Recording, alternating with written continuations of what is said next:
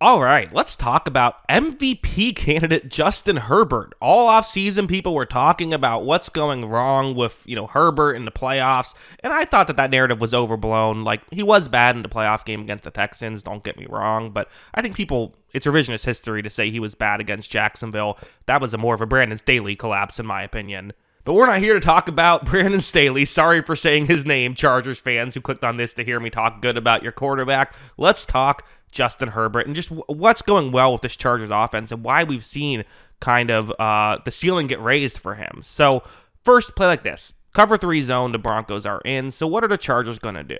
First, the setup routes, always important to talk about. Something going more underneath. Really, this is trying to, so for the Chargers, or for the Broncos player who's covering the middle section of the field furthest towards the top of the screen, this setup route will draw him further towards the middle of the field. Then for Johnston, you're going to see that he's going to run a route that's going to get him kind of to where that player now isn't, right? You're trying to clear up a lane that way. That's the way this concept is designed to work. So, Herbert takes a snap, he's going to fire this one, and well done. Well executed, everyone did their job. Three guys do their job. Ladd McConkey was also doing his job on that play. He just doesn't get credit because the play wasn't for him to make the catch, right?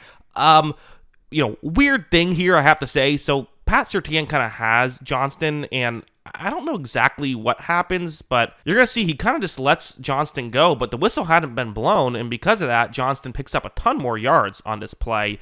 It's a weird one, right? Ultimately, you have to play to the whistle. If you don't hear the whistle, you have to keep going. That's why a lot of times the refs won't throw a flag, even if a player gets tackled kind of well after the whistle, because maybe you didn't hear. You have to make sure you know.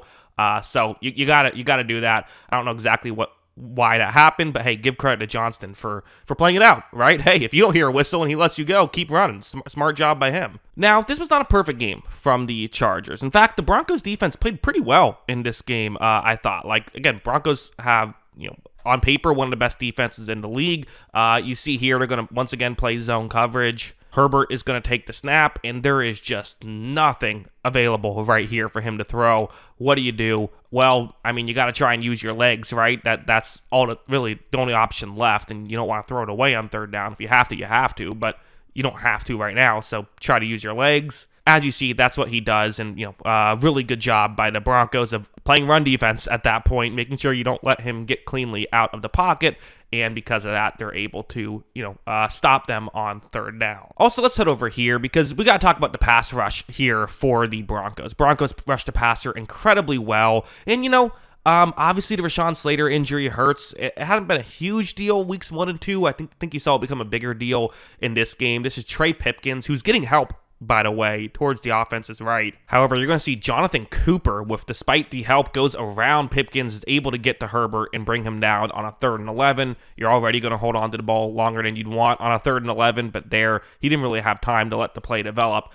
So, good job by Jonathan Cooper on that play. Also here, this is going to be Nick Bonito, who, by the way, going up against Joe Alt. Joe Alt, we talk about him as maybe the best, one of the best tackles in the league, was awesome at right tackle, has now moved to left tackle due to the Slater injury, and has been awesome here. However, you're going to see Nick Bonito, also awesome, goes for a speed rush move, gets by, and gets a quick sack there, and sacks are drive killers, right? Not only were the Broncos being able to win, they were getting to the quarterback. They had, I believe it was 5 sacks in this game. That's a lot of sacks, and it's hard to overcome for the Chargers. However, let's go over here because they were able to overcome those plays. How were they able to do it? Well, it was really off the strength of some really good plays from Justin Herbert. So first, this one, play action rollout towards the bottom of the screen. Watch as Herbert runs the play action, is going to go in this direction. He's going to look down the field, and again, watch how he makes this throw and how accurate it is. Look at wall off balance, beautifully thrown, and gets there quickly on top of it.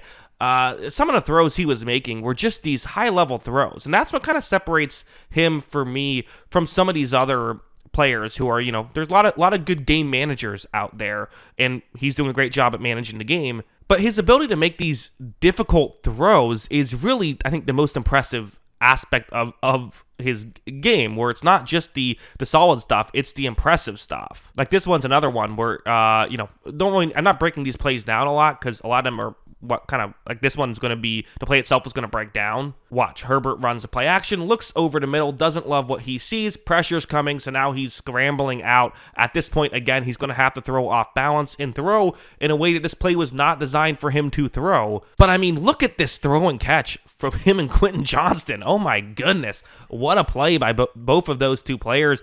Quentin Johnston has, I mean, he's a legit number one receiver. Like, that's how he's playing. Like, I mean, he has improved every year he's been in the league, and like, that's not a catch he was making. Even in college, he wasn't making it.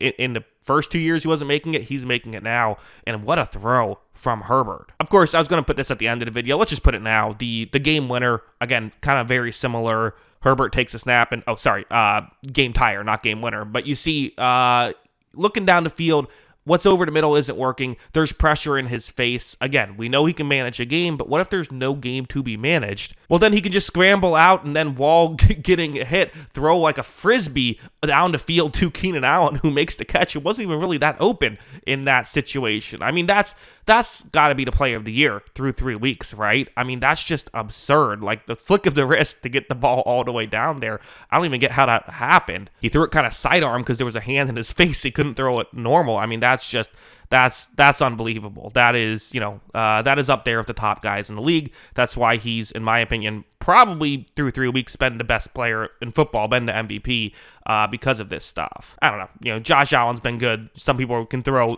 Daniel Jones in there, including my podcast co-host Kyle. Who knows? But he's been fantastic. And also, we can go over here. He did have a turnover in this game, but he's actually doing a great job at protecting the football. If you look at PFF grades, or not PFF grades, but PFF data for turnover-worthy plays, he only has one this season. That was a dropped interception against the Raiders last week. That's the only turnover-worthy play he has. He had a turnover in this game, but it wasn't graded as a turnover-worthy play.